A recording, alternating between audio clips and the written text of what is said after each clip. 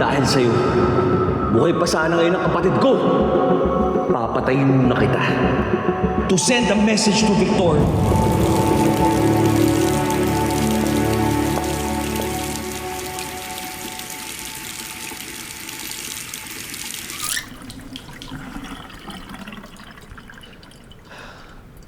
Babawal ka dito.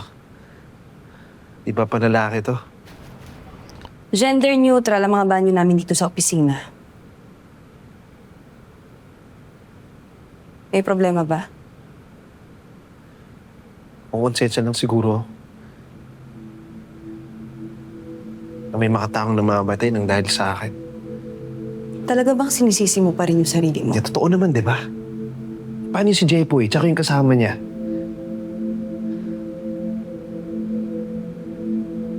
Hindi dahil sa akin, baka siguro buhay pa sila.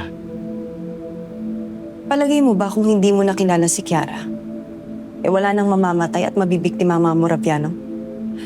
Ang mga nakita mo ay pasilip pa lang sa kasamaan ni Victor at ng asawa niya. Habang tumatagal, mas lumalaki ang impluwensya nila at mas lumalakas ang puwersa nila. Hindi lang si Kian at si Jepoy ang una at huling biktima nila. Mas marami pa silang madadamay. Mas marami pang buhay ang masisira nila. Kaya aminin ko, Mikoy, kailangan kita.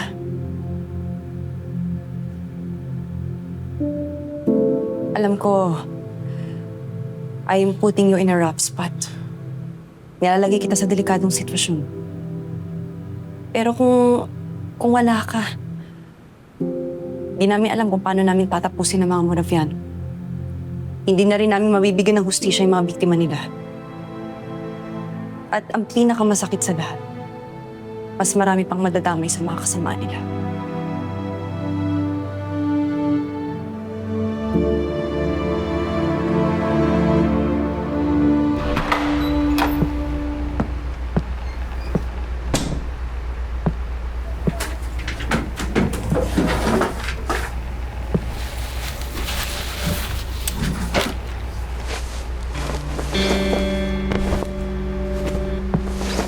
Por Diyos, por Santo. Dito ka na naman.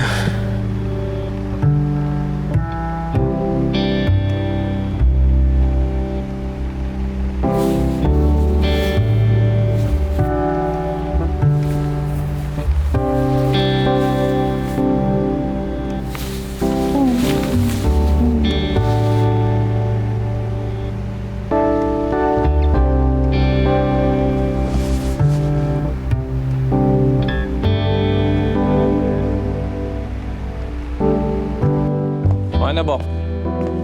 Kumusta? Si in or out? Wala pa siyang sinasabi, pero I think he is in. Paano mo naman nasabi yan? Alam mo, pagkatapos ng lahat ng pinagdaanan niyang tao na yan, tingin ko magdadalawang isip na yan at mahihirapan tayo makipag-cooperate yan sa atin. I don't think so. Alam mo, yun ang problema sa'yo. Palagi mo siyang ina-underestimate. Pero ang hindi mo alam, malaki ang puso ng taong to. Minsan hindi halata, pero siya ang tipo ng tao na gumagawa ng isang bagay. Hindi dahil ito yung mahirap o ito yung madali, kundi dahil iyon ang tama. Ayun si Kuya. Kuya, pwede po ba kami mamasko? Masko? Teka, malayo pa ang Pasko ah. Pero di ba po sabi po nila, dapat po mamuhay tayo na parang araw-araw ang Pasko. Kaya kahit hindi pa po Pasko, nangangaroling na po kami. Ang mo may punto nga kayo. Oh. O sige, laban. Sige. Yun. Ang daming pera. Okay, 1, 2, 3. Ang Pasko ay sumama. And one more thing, never ever underestimate his capacity to love. Dahil siya ang tipo ng taong who will make the sacrifice. Siya ang tipong ng tao na kayang isakripisyo ang lahat para sa taong mahal niya.